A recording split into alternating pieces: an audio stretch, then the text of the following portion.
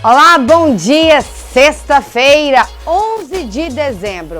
Temperatura em 20 graus, podendo chegar até 25 graus. Dia chuvoso na capital, viu, gente? A umidade relativa do ar é de 94%. E a gente já começa com imagens da Avenida T7 com a Avenida Mutirão. Nesse momento, o trânsito ainda está tranquilo. Agora, seguindo para a Avenida 85, no setor Marista. Mais imagens? Agora da Avenida Rio Verde. 7 horas e 32 minutos. Veja agora os destaques desta edição. Comissão de Direitos Humanos se reúne para a apreciação de matérias em tramitação.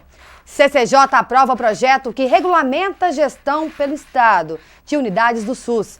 Presidente da Assembleia Legislativa, deputado Lissauer Vieira e secretário da Saúde, Ismael Alexandrino, participam da abertura da campanha de doação de sangue aqui do Legislativo Goiano. Campanha essa que conta com a parceria do Hemocentro. É nesta edição do seu Jornal da Manhã, uma parceria entre a TV Alego e a TV Brasil Central.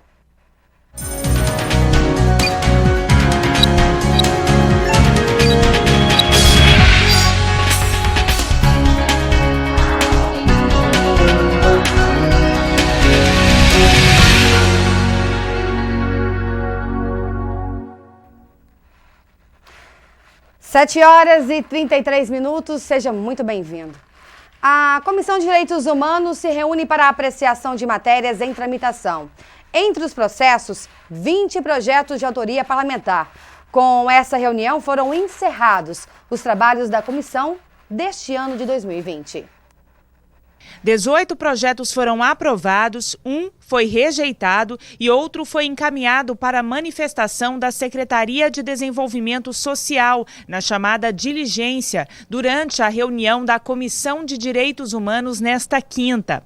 E entre os teores dos projetos votados estão: Empoderamento da Mulher, proposta de autoria do deputado Virmondes Cruvinel, cria uma política estadual sobre o tema. População de Rua, o deputado Alisson Lima propõe a criação do programa Emprego Cidadão. Acessibilidade. Leda Borges é autora de proposta que obriga a fixação de placas em braille, indicando o sentido de esteiras e escadas rolantes. Discriminação racial. A deputada delegada Adriana Corsi propõe penalidades administrativas a serem aplicadas em razão da prática de atos discriminatórios. Ao todo, 12 parlamentares são autores dos 20 projetos que foram analisados pela comissão. A Comissão de Constituição e Justiça aprovou o projeto de lei de autoria do deputado Bruno Peixoto, que altera a lei que dispõe sobre o SUS, Sistema Único de Saúde. E ainda na CCJ foi definido o calendário para as últimas reuniões de 2020.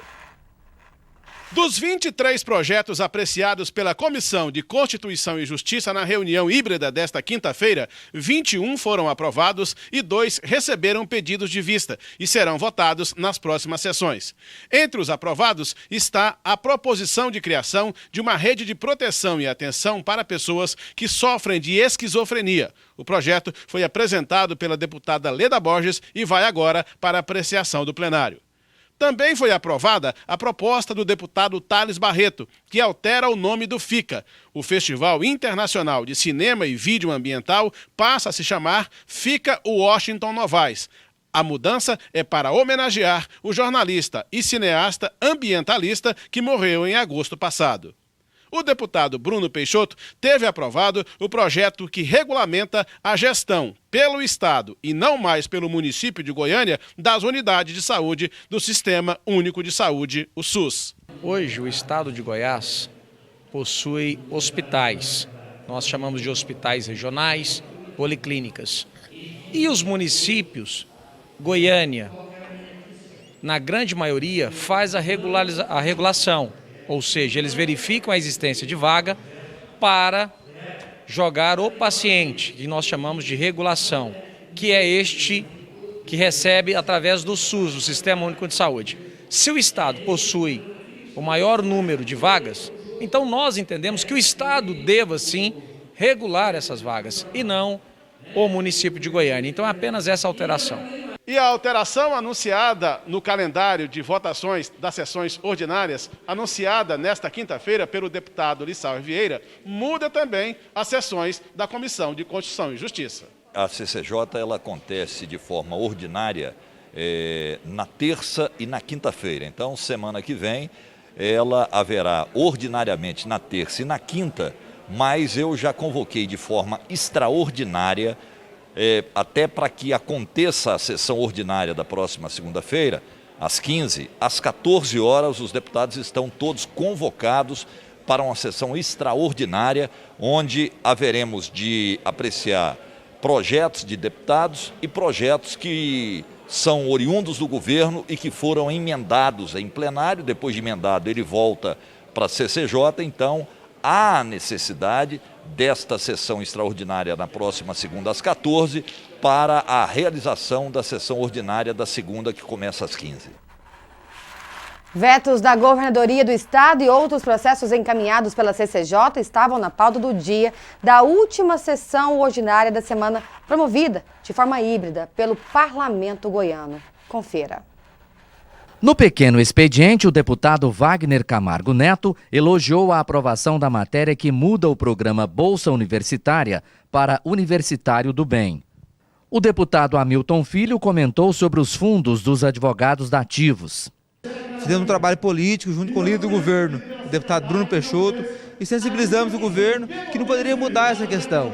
Então combinamos com o governador Caiado, queríamos retirar o trecho que trata a advocacia dativa do fundo ativo do projeto.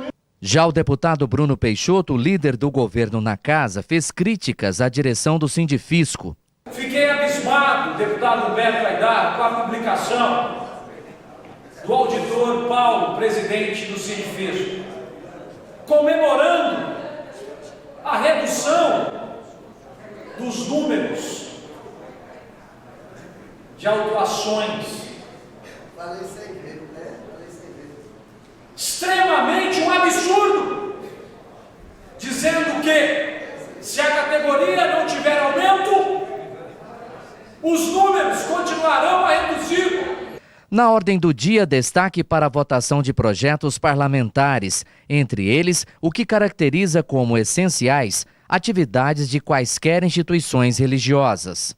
Não importa qual seja a religião, pois entendemos que as denominações religiosas são hospitais da alma e nem em tempo de guerra se fecha a igreja. Então nós temos essa sensibilidade, sabemos que o governador Ronaldo Caiado tem esse entendimento e essa compreensão também. Os deputados estaduais, agradeço a todos eles por todos, não teve nenhum voto contra e agradecemos muito por essa sensibilidade que o Parlamento Goiano teve e por essa sensibilidade que sabemos que o governador Ronaldo Caiado terá na hora de sancionar essa lei. Ao final da sessão, o presidente Lissauer Vieira anunciou o rush de sessões e comissões para a semana que vem, a partir de segunda 14 até sexta-feira, dia 18. É necessário nós trabalharmos e fazermos as sessões até no dia 18. Então decidimos, por um ato da presidência, não é nenhum ato da mesa, um ato meu como presidente, convocar sessões segunda, terça, quarta, quinta e sexta-feira da semana que vem para nós limparmos toda a pauta.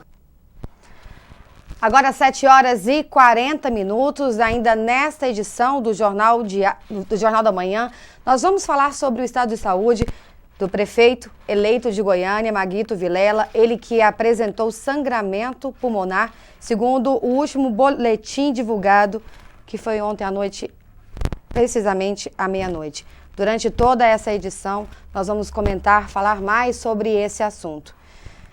Tramita na Assembleia Legislativa projeto de lei de autoria do deputado Wilde Cambão, que trata sobre a transferência e o remanejamento de vagas em creches e escolas públicas para as pessoas com transtorno de déficit de atenção, com hiperatividade, dislexia e transtorno do espectro autista. Em entrevista à TV Alego, o parlamentar fala sobre a importância da matéria. São duas situações bastante observadas nas escolas públicas estaduais que essas crianças têm dificuldade de aprendizado e normalmente quando vão se transferir de escola ou quando estudam numa escola, a escola quer transferi-la para outras porque elas têm dificuldade de aprendizado. Preocupado com isso, o deputado Wilde Cambão apresentou esse projeto que dá proteção a essas crianças, né, deputado? Especificamente isso, poder proteger as crianças, que essa transferência não seja feita de forma aleatória, que os pais sejam consultados. Essa criança já tem um déficit, ela tem transtorno e ela naturalmente ela já está adaptada àquela escola, ao professor, ao ambiente escolar. E essa transferência de forma aleatória, sem comunicação da família, prejudica muito essas crianças que já têm dificuldade de aprendizagem e muitas das vezes já estão naquelas escolas habitadas daquele ambiente escolar. Então que haja um respeito a essas crianças e que não haja essa transferência de forma que a família não seja comunicada. O deputado está dizendo, e o que o senhor está dizendo, né, deputado, é que às vezes a criança estuda o ano letivo inteiro numa escola, quando ela chega para renovar a matrícula, a escola, digamos, não a quer mais lá, quer transferir, é isso que o senhor quer evitar, não é isso? Na verdade, transfere de forma aleatória, sem comunicar a família. E sem o conhecimento da família, essa criança que já tem essa dificuldade, que já tem um transtorno, que deve ter e tem que ter uma atenção especial, é feita de qualquer forma. Então a família precisa ser comunicada e que se houver a transferência, em função já dele estar habituado, de estar acostumado, já estar com o professor que o acompanha, ele já tem esse transtorno, já tem dificuldade, que ele tenha um tratamento diferenciado nessa transferência, que ela não seja feita de forma aleatória, sem a família seja comunicada ou orientada nessa transferência. Além do que, o senhor explicava que em muitas das escolas que essas crianças estão matriculadas, já existe uma estrutura para atendê-las. Aí colocam numa outra escola que nem estrutura nenhuma tem, né? Muitas das vezes não tem estrutura, não tem um professor habilitado, não tem aquela estrutura para poder dar esse tratamento a essa criança que tem esse transtorno. Então, assim, tem que ter uma responsabilidade maior, que haja também nessas escolas equipe que tenha condições de atender as crianças, mas também não se faça essa transferência de forma sem que a família tenha conhecimento, para que ela possa realmente encontrar um lugar onde ele possa ter o seu aprendizado de forma mais correta. O senhor tem conversado com os outros deputados, como é que tem sido a receptividade a esse projeto? É um projeto que tem sensibilidade de todos, é um projeto que a casa com certeza será sensível, porque é um projeto de grande importância para nossas crianças que têm esses transtornos, que são o autista, quem tem dislexia e o TDAH. Então, assim, é preciso que haja um tratamento, uma visão especial para as nossas crianças que têm esses transtornos. Muito obrigado, deputado. Um abraço a todos. Obrigado ao deputado Wilde Cambão, que então está com esse projeto em tramitação aqui na casa, projeto que cuida especificamente de crianças, alunos da rede pública de ensino que tenham transtorno de autismo, que sejam autistas e também transtornos de atenção. O projeto é específico para atender às necessidades dessas crianças.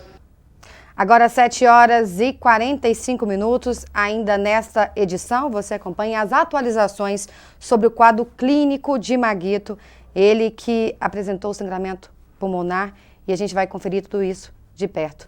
Vamos para um rápido intervalo e voltamos em instantes. Imagens agora da T63, Praça do Chafariz. A gente vai para um rápido intervalo. 7h47, o Jornal da Manhã está de volta em parceria com a TV Brasil Central. A Assembleia Legislativa, em parceria com o Hemocentro, promoveu mais uma edição da campanha de doação de sangue. O diferencial desse ano ficou por conta do agendamento e o protocolo de segurança, seguindo as orientações da OMS, foi reforçado diante da pandemia. Leandro toma um lanchinho reforçado depois de doar sangue. É a segunda vez que ele faz doação. É uma coisa prazerosa, né? Só saber que vai salvar uma vida, você se sente importante e honrado, né? Poder abençoar alguém. Esta é a 22ª edição da campanha de doação de sangue do Hemocentro, em parceria com a Assembleia Legislativa de Goiás. Esse ano, o secretário de Saúde, Ismael Alexandrino, e parlamentares participaram da abertura do evento. Essa parceria, né, do Poder Legislativo representando o povo propriamente dito, de forma muito legítima, com o Poder Executivo que executa as ações. E o Hemocentro veio até aqui, né, a esta casa, para receber as doações, tanto dos trabalhadores daqui como de pessoas, né, daqui próximo. E esse momento tanto o momento do ano, né, que chegando no final do ano as pessoas viajam, as doações de sangue elas diminuem e aumenta a necessidade em decorrência dos acidentes e também em decorrência da pandemia. Nós sempre estamos participando juntamente com todos os órgãos de Estado que fazem qualquer tipo de trabalho na área social, na área de atendimento à população. E aqui é importante nós não só estarmos com os nossos servidores doando sangue, mas também usando a estrutura da Assembleia Legislativa para coleta de sangue da população em geral. E mais do que isso, o trabalho de divulgação da imprensa, o trabalho de nós darmos o exemplo para nós podermos conscientizar as pessoas. Vivemos um ano de pandemia onde naturalmente diminuiu as doações de sangue da população e agora precisa se voltar à normalidade nessas doações, até porque as demandas nos hospitais, nas unidades de saúde, elas não param, elas continuam. Convidar toda a população, né, para poder fazer aqui a sua doação, para que a gente possa ajudar os pacientes que precisam aí desse bem tão precioso. Fico feliz de poder estar marcando presença aqui nessa atividade, ajudando a selar essa parceria entre a Assembleia Legislativa de Goiás, a Secretaria Estadual de Saúde e o Hemocentro aqui do nosso estado. Fim de ano é a época em que os bancos de sangue mais precisam de doações e, infelizmente, é o período em que os doadores desaparecem. E esse ano teve o agravante da pandemia. As doações caíram mais de 30%. Nós tivemos uma redução de 36% no número de doadores pelo terceiro mês consecutivo. Em contrapartida, a demanda por sangue nos hospitais tem crescido. A gente tinha uma média de distribuição de 3.200 bolsas de sangue. Hoje a gente já está distribuindo em torno de 4.500. O diferencial desta edição foi o agendamento e o protocolo de segurança que foi reforçado devido à pandemia do coronavírus. A gente planeja o nosso atendimento com um intervalo entre um doador e outro para que a gente possa fazer um protocolo de limpeza e desinfecção do ambiente, para que não haja aglomeração. A gente mantém um distanciamento entre um doador e outro, seja na espera, seja dentro da sala de coleta também. Nós reduzimos nossa capacidade de atendimento, então a unidade móvel fazia 120 coletas por dia num evento. Hoje a gente está atendendo apenas 60, justamente para garantir toda essa segurança. Agora é a hora mais importante. Fim de ano, então, é a época que mais se acontece acidentes, os problemas que a gente sabe em festas que acontecem, não tem jeito de evitar. E com isso, precisamos mais de sangue. E a Assembleia está aqui exatamente para ajudar nesse ponto. Com uma bolsa de sangue é possível ajudar 4 pessoas. Há 8 anos, a servidora Carol é doadora. Saber que pode ajudar alguém é muito gratificante para ela. Uma bolsinha de sangue pode ajudar 4 pessoas. E esse ano as doações caíram, né, Carol? Foi um dos motivos que você resolveu doar, mas não é a primeira vez. Não é a primeira vez, tem 8 anos que eu sou doadora de sangue e eu convido vocês a virem também, porque com a pandemia caiu muito o índice de doadores e tem muita gente ainda precisando de nós. É um gesto realmente, como eu disse, de solidariedade. E agora eu quero te chamar ainda mais a atenção, gente, agora às 7h52, sobre o momento, de fato, que estamos vivendo. O Brasil se aproxima de 180 mil mortos por Covid-19, com alta nas médias móveis de óbitos e casos diagnosticados, segundo o balanço do consórcio de veículos de imprensa. E algo que a gente tem que ressaltar e que acabou levantando um alerta são os casos de reinfecções. O primeiro caso que foi registrado no Brasil, para falar sobre esse tema, o Jornal da Manhã recebe ao vivo em nossos estúdios o doutor em Medicina Tropical e Saúde Pública, Benedito Neto, que vai falar melhor sobre esse assunto. Doutor, antes de tudo, muito obrigada pela sua participação aqui conosco. Esse primeiro caso de reinfecção realmente aconteceu em Rio Grande do Norte. Uma mulher de 37 anos, ela que é uma profissional da saúde, apresentou a primeira vez agora em junho e agora, de fato, de acordo com o Ministério da Saúde, a reinfecção. É um alerta, né? Sim, é um alerta, mas não precisamos de pânico, né? Acho que é muito importante frisar isso para toda a população. Por que não precisamos de pânico, doutor? Nós temos no mundo cerca de 70 milhões de casos. No Brasil, aproximadamente 6 milhões, né? Fora aquilo que não foi catalogado. Se nós compararmos, então, 70 milhões de casos no mundo, nós temos 25 casos apenas de reinfecção, 6 milhões no Brasil e apenas o primeiro agora catalogado. Então, o que acontece? Nós temos que observar com atenção, sim, mas para a população de casa não há pânico, né? Significa então que eu estou suscetível a pegar novamente? Não necessariamente. Por quê? Nós temos que observar que infecções virais acontecem, né? Como, por exemplo, a infecção da gripe. É uma infecção viral que anualmente acomete o indivíduo. Você, provavelmente, o ano passado teve gripe, esse ano provavelmente, novamente, foi uma cepa viral alterada, que é o que provavelmente tem acontecido com esse caso de reinfecção. Agora, proporcionalmente, nós não precisamos de pânico, precisamos sim de uma atenção e de fazer um estudo pontual com aqueles que estão tendo reinfecção. São 25 sendo investigados e essa, né, que é uma profissional... É o primeiro caso registrado oficialmente. E eu tive algumas informações desse primeiro caso oficial. Ela não precisou ser internada nem na primeira e agora na segunda. Ela está reagindo muito bem, até porque se ela está tendo uma infecção devido a uma alteração de uma nova cepa do coronavírus, as alterações, elas não tornam necessariamente o vírus mais forte ou mais potente. Então, não significa que nós vamos ter uma segunda onda de reinfecção. Pelo contrário, nós precisamos analisar pontualmente esse caso. Doutor, de acordo com o levantamento, até no início aqui da nossa entrevista, que eu tratei do senhor, que o Brasil se aproxima de 180 mil mortos por Covid, com alta das médias móveis de óbitos e casos, segundo o balanço do consórcio de veículos de imprensa.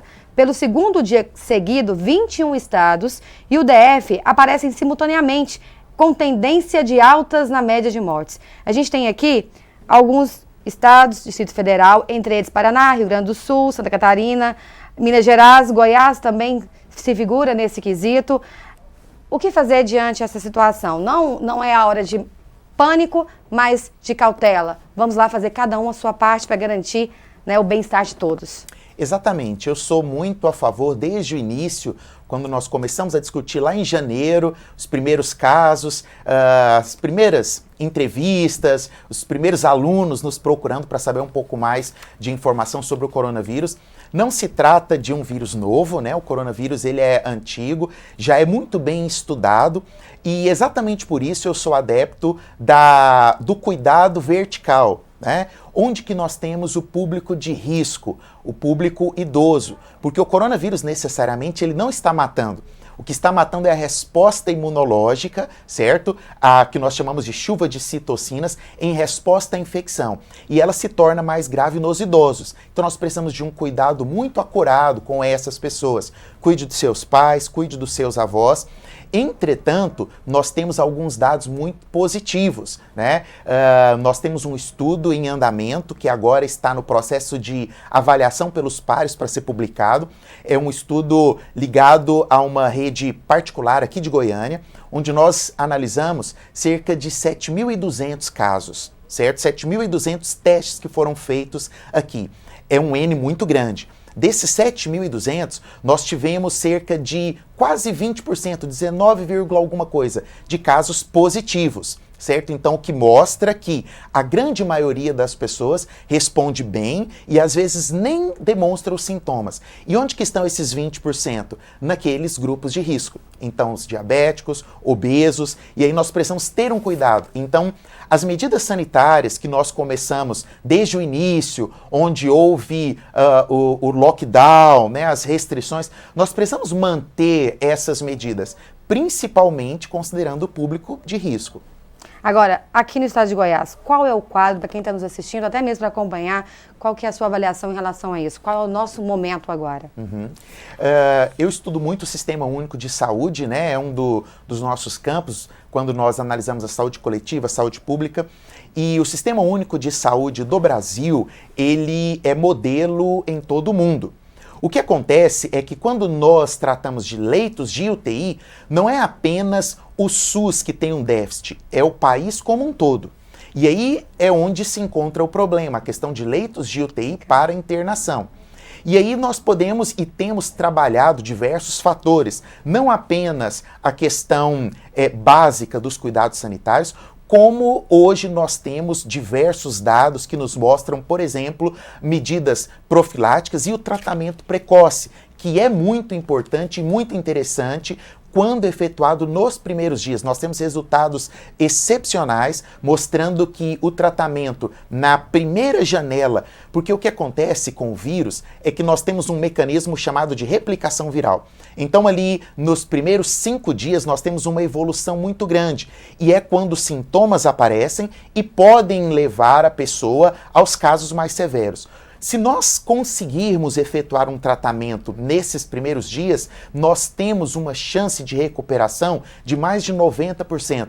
Então, os primeiros sintomas, quais são esses primeiros sintomas? O estado febril, a falta de paladar, a falta de cheiro, que é a agnosia, que nós chamamos, aquela dor de cabeça, diarreia.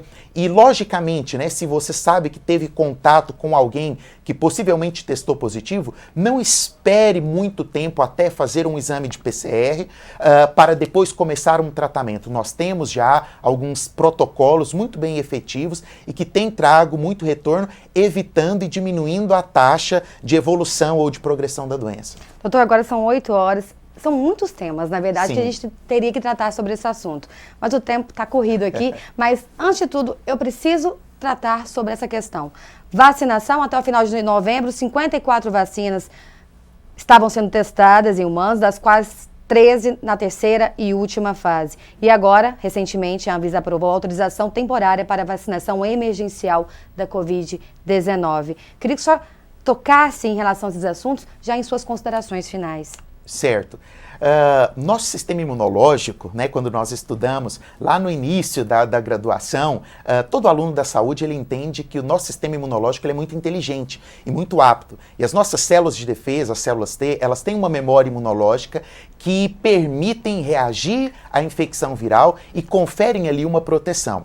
E é isso que, na verdade, acaba com uma pandemia. A vacina, ela vem como um estado emergencial, como uma situação, né, para tentarmos acabar ou mitigar aquilo que está acontecendo.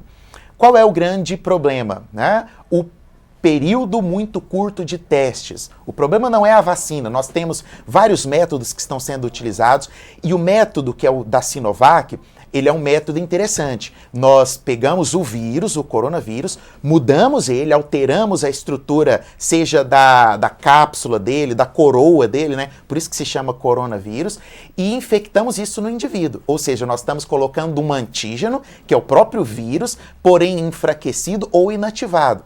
E aí, exatamente por isso, nós precisamos de uma atenção com uma avaliação prolongada, para observar os efeitos que irão acontecer após a inserção desse antígeno. E é aí que está o grande problema. Não é necessariamente a questão da formulação da vacina, mas a observação, que é um período muito curto, e nós temos que estar muito atentos a isso. Ok, muito obrigada mais uma vez. Doutor Benedito, eu quero já deixar um convite para o senhor voltar aqui em outra oportunidade para tratar sobre esse assunto. Claro, eu que agradeço. Muito obrigado mais uma vez pelo convite. Um abraço a todos e se cuidem. Isso aí. Hoje nós recebemos aqui em nosso estúdio Benedito Neto, ele que é doutor em Medicina Tropical e Saúde Pública. Agora, 8 horas e 2 minutos, vamos ao vivo com a repórter Edrisa Borges, que traz mais notícias pra gente. É com você, Edrisa. Oi, Patrícia, temos notícia boa para o pessoal da cultura. Bom dia a você, bom dia a todos. O governo de Goiás, por meio da Secretaria de Cultura, reabre as inscrições para o auxílio emergencial à Lei Aldir Blanc. O benefício de R$ 600 é direcionado aos trabalhadores da cultura. Por que houve essa necessidade da reabertura? Porque ainda tem recurso em caixa e também porque houve uma grande procura por meio dos artistas de Goiás após o término do último lote das inscrições.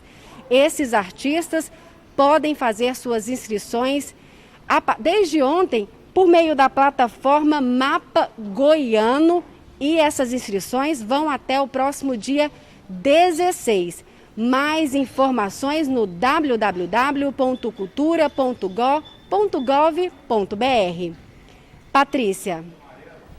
8 horas e 3 minutos, vamos para um rápido intervalo.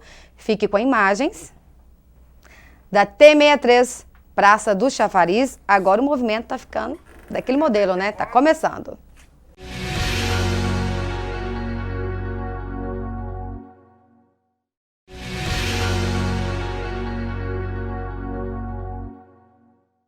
Agora, 8h06, a gente volta ao vivo aqui do Jornal da Manhã, em parceria com a TV Brasil Central. E a gente vai chamar ao vivo a repórter Luciana Martins, que traz mais notícias aqui para o Jornal da Manhã e vai também falar sobre o quadro do prefeito eleito de Goiânia, Maguito Vilela. Luciana, quais são as notícias? Muito bom dia. Bom dia, Patrícia. Bom dia a todos. Como você mesmo já anunciou, a notícia não é muito boa. Ontem, por volta da meia-noite, o Hospital Israelita Albert Einstein, que fica em São Paulo, divulgou uma nota sobre o estado de saúde do prefeito eleito de Goiânia, Maguito Vilela. Maguito, que está lá desde o dia 27 de outubro para o tratamento da Covid-19, apresentou um sangramento pulmonar, consta aqui na nota que houve instabilidade hemodinâmica e ele foi encaminhado para um exame de angiotomografia. Esse exame, Patrícia, ele permite a visualização de placas de gordura ou de cálcio no interior das veias e das artérias. E ele também voltou para hemodinâmica, que é o uso de máquinas para bombeamento de sangue. A gente fica torcendo aí para a recuperação, para a melhora de Maguito Vilela, muita força nesse momento, principalmente para os familiares que estão ali acompanhando essa luta contra a Covid, que já dizimou aí quase 180 mil vidas. A gente vai falar o número exato, 179.801 vidas só no Brasil. Bom, a outra notícia é boa. Ela fala da cidade de Goiás, que ganhou um prêmio internacional da Unesco, quase $50 mil, pelo projeto do CEAM. O CEAM, que é o Centro de Valorização da Mulher da cidade, ele chamou a atenção da Unesco pela qualidade no tratamento e no combate contra a violência contra a mulher. Nos últimos levantamentos feitos na cidade de Goiás, não houve feminicídio. Pelo menos uma boa notícia aí pra gente, né, Patrícia? É com você no estúdio. Luciana, pelas informações. Agora, 8h09. E estudante, e atenção, né, estudantes? A primeira fase do Enem vai ser nos dias 17 e 24 de janeiro. Isso mesmo, 17 e 24 de janeiro. Aqui em Goiás, a Secretaria Estadual de Educação está promovendo aulões preparatórios, transmitidos pelo YouTube. As lives vão acontecer até o próximo dia 14 de dezembro. Confira aí. Os alunos do ensino médio da rede estadual não deixaram de se preparar para o Enem por conta da pandemia do novo coronavírus. Desenvolvido pela Secretaria de Estado de Educação, o programa Goiás Bem no Enem oferece aulões preparatórios transmitidos ao vivo pelo canal do projeto no YouTube. A SEDUC trabalha com o projeto Goiás Bem no Enem, que compreende atividades diferenciadas, que adota uma dinâmica diária, né, de envio de atividades para chegar até os nossos estudantes e assim oferecer a eles oportunidades diversas de aprendizagem. E agora, nas proximidades do exame, nós consideramos viável fortalecer ainda mais esses momentos de estudos e então preparamos um intensivo de, inicialmente pensamos em uma semana, mas dado o sucesso nós vamos estender para 2 semanas de aulões. Além das aulas online durante a semana, no sábado de manhã, aqui na TV Brasil Central, também tem conteúdo para os estudantes que vão prestar o Enem. Listas de exercícios e pílulas educativas somam no método educacional. E quando a data do exame estiver mais próxima, os professores vão organizar aulões de revisão. E nós retomaremos esse intensivo na semana que antecede as avaliações.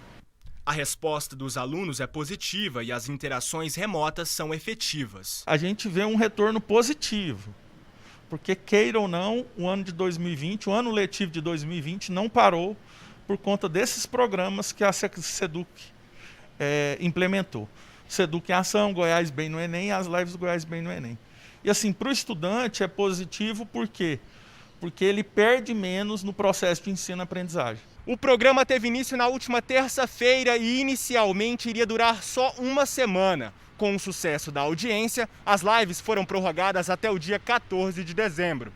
O Enem 2020 vai ser dividido em 2 fases. A primeira nos dias 17 e 24 de janeiro, com provas escritas, realizadas de maneira presencial. Já nos dias 31 de janeiro e 7 de fevereiro, as provas serão aplicadas na versão digital. Vamos ficar atentos a essas datas, viu, gente? Agora, 8 horas e 11 minutos, a gente vai para um rápido intervalo. Mas daqui um pouquinho, viu, gente?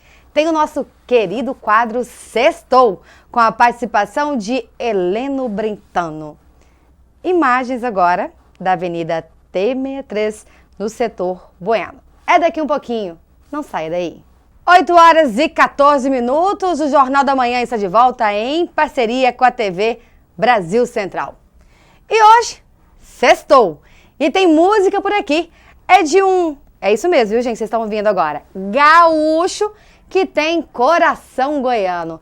Heleno Brentano. Muito obrigada pela sua participação aqui hoje. Hoje está muito bem acompanhado, né? Sempre bem acompanhado. Bom dia, Patrícia. Bom dia, telespectadores da TV Alego, pessoal do Brasil Central, o pessoal da internet que nos acompanha pelo YouTube. Uma honra muito grande estar aqui, né? Agora, Gaúcho, vamos começar com música? Vamos. Já vamos sextando, então, hoje? Vamos lá, então. Vamos trazer nossa cereja do bolo aqui para vocês, mesmo, então. já vamos iniciar. Vamos lá.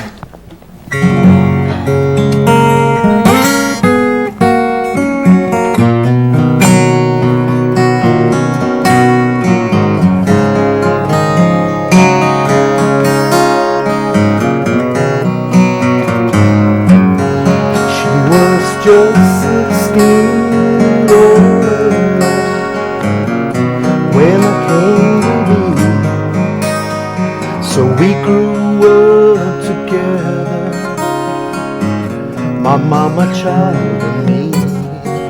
Now our things were bad and she was scared, but whenever I would cry, she calmed my fears and dried my tears with a rock and roll lullaby, and she sang sha la la la la la la, it will be alright. Sha la la la la la la la, just hold on tight. Sing it to me, mama, mama, mama, mama. Singing sweet and clear, oh mama, let me hear that rock and roll lullaby. Coisa boa, viu? Acalma o coração e deixa a gente toda apaixonada. Isso Essa é a verdade. Agora presente, né? Sim, Paulo claro. Henrique, Paulo Henrique te dei a Pimenta. deixa, mas você se foi. Não, apresente pra nós, quem tá nos assistindo aqui no De Fato. Claro. Apresente quem tá aqui hoje. Paulo Henrique Pimenta é um amigo, em primeiro lugar é um amigo, né? Vamos dizer assim, posso dizer hoje que ele é um membro da família, né? E é o único músico da banda, tem uma banda que me acompanha, é o único músico da banda. Aliás, quero mandar um abraço também, Leves, guitarrista, Jorge, baterista. Isso aí, oportunidade agora, viu? Claro, passa bonito. Agora, isso. E o Paulo Henrique é o único membro da banda que está desde o início do projeto, que quando a gente formatou esse projeto internacional, data de 2012. Né? Foi o primeiro contato que a gente teve e até hoje está com a gente aí. Baixista, arranjador, produtor e por aí vai, e né? nas horas vagas é meu amigo. Nossa, ótimo isso, hein? Também pode ser? Posso ser também? Claro. Aí, vamos começar esse relacionamento aqui hoje, né? Vamos lá, então. 15 anos aqui na capital e, como você havia me dito aqui nos bastidores, antes era funcionário público, né? Servidor público, e foi aqui que descobriu essa veia? Na realidade não, Patrícia. Como na que foi realidade, isso? Conta pra gente a nossa história. Foi lá no Rio Grande do Sul, lá na minha querida Roca Salles. Deixa eu mandar um abraço pro pessoal de Roca Salles também.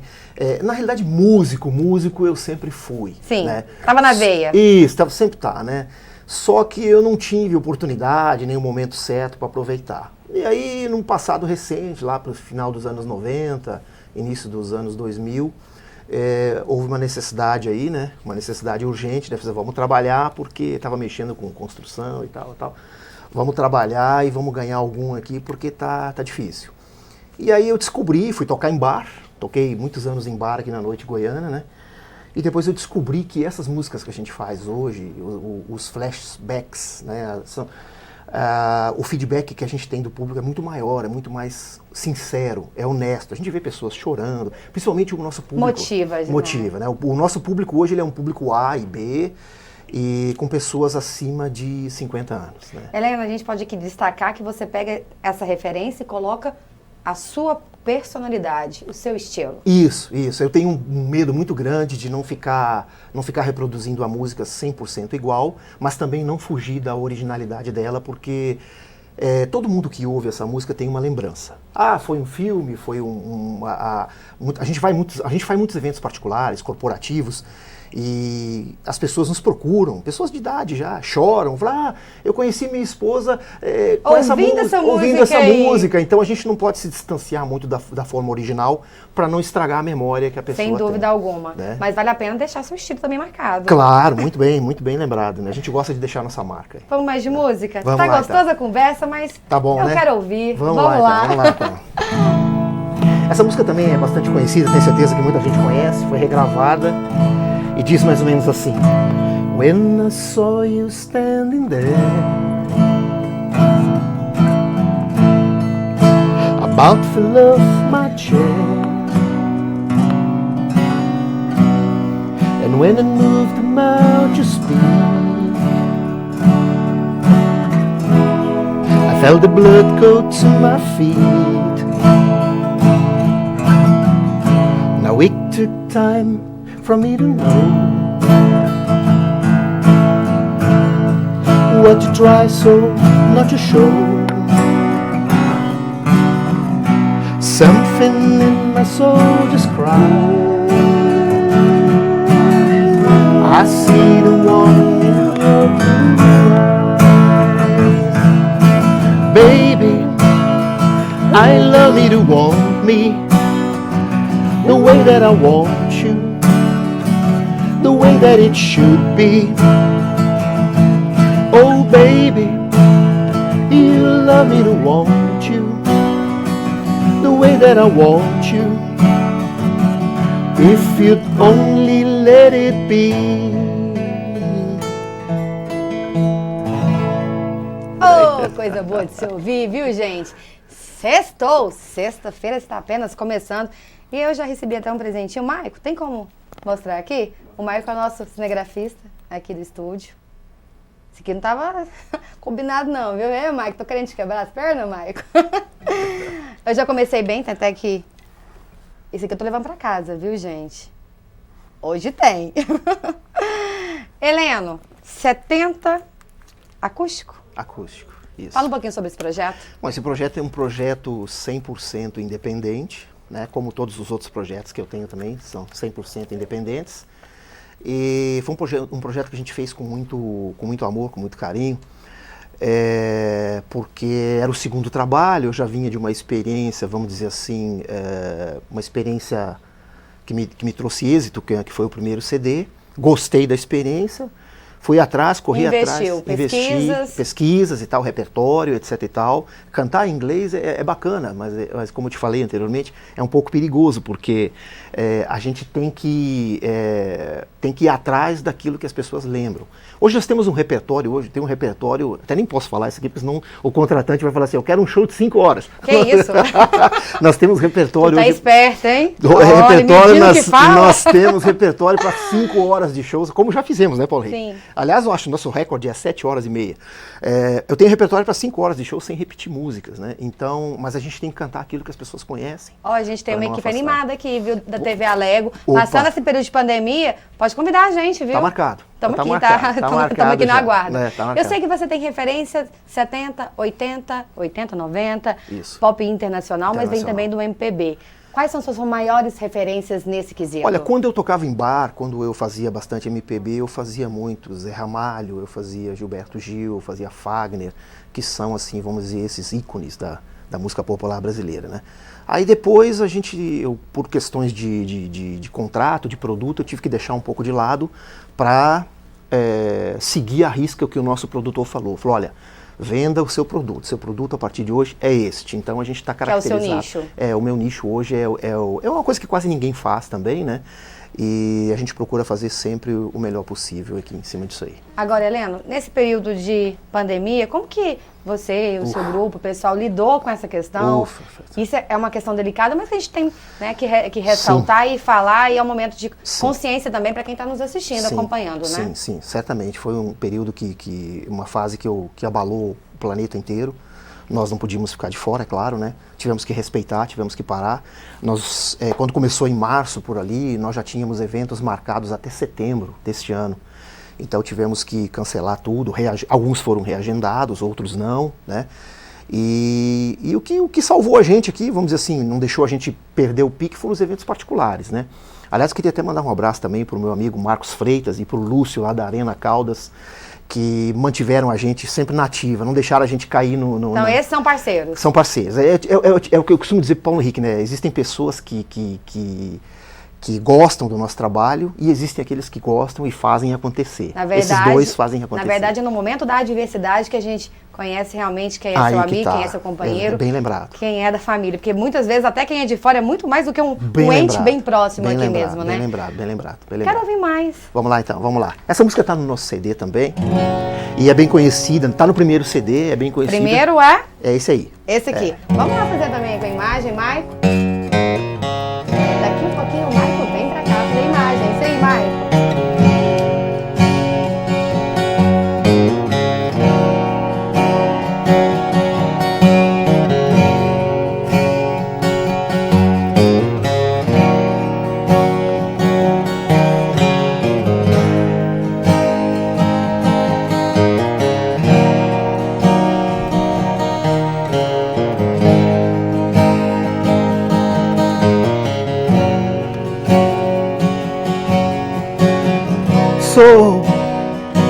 So you think you can tell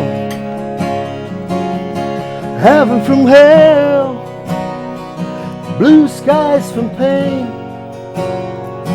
Can you tell a green field, the coast still red, a smile from a veil? Do you think you can tell? Can you catch a trail? Your heroes for ghosts, hard ashes for trees, hot air for the cold breeze, cold comfort for change. Did you exchange a walk or part in the war for a lead role in a cage?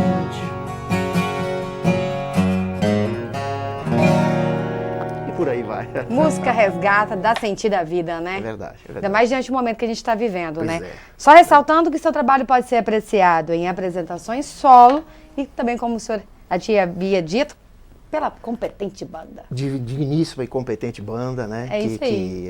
São repertórios diferentes, são distintos, né? Porque a gente tem que fazer, a gente atende muito a linha do contratante. Às vezes o contratante fala assim, eu quero o seu show, tal. Aí eu sempre pergunto, qual a opção que você deseja? Temos o acústico, que é isso que a gente está fazendo aqui agora. Temos o acústico plus, que é acompanhado de percussão. E o show com banda, né? Dependendo da capacidade ali, do orçamento. Depende do seu público também, depende né? do público. O tá querendo naquele momento. O público até. Mas eu, não querendo vender meu peixe aqui, mas eu aconselharia todo mundo a conhecer a banda. Isso aí. A banda é sensacional. Tá aí dado o recado, viu? Agora, 8 horas e 27 minutos, a gente tem um tempinho, mas antes da última aí, daquela derradeira, queria que deixasse uma mensagem para quem está nos assistindo, tanto da TV Alego, da TV Brasil Central, uma mensagem de otimismo, de esperança. Tá passando, gente. Tá passando. Logo, logo, nós vamos ter a vacina, vamos nos adequar a esse novo modelo de viver. A cultura está aí, ela precisa voltar, ela precisa ser apreciada. Claro. E é um dos caminhos que eu considero mais importante e que vai garantir o nosso sorriso, viu? Exatamente. Aproveitar a deixa aqui então e desejar para você que está em casa, cuide-se bem, se possível, fique em casa, obedeça, siga as regras as regras sanitárias, não abuse, a doença ela é séria, né? E vamos fazer tudo da melhor forma, vamos fazer tudo certo, porque a nossa volta, a volta da cultura também depende da volta de vocês, e a gente espera que todo mundo faça a sua parte, porque logo, no mais curto prazo possível, a gente vai estar junto de novo. É isso aí. Que mensagem linda, viu? Agora, 8 horas e 29 minutos. O Jornal da Manhã vai ficando por aqui, uma parceria entre a TV Alego e a TV Brasil Central. Para você, um ótimo dia e aquele final de semana abençoado. Mas antes, vamos com aquela saideira. Melhor do que tudo é encerrar essa edição com música para você.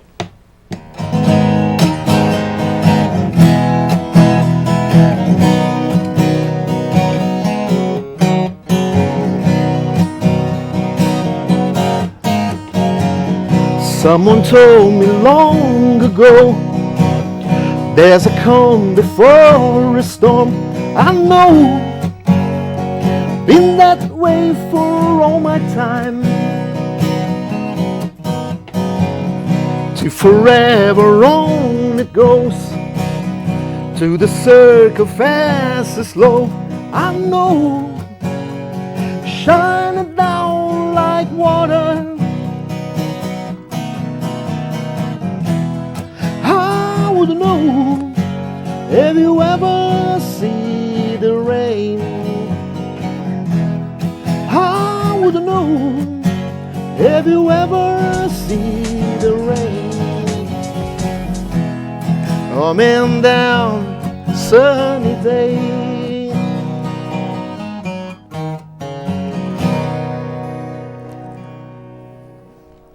Maravilha.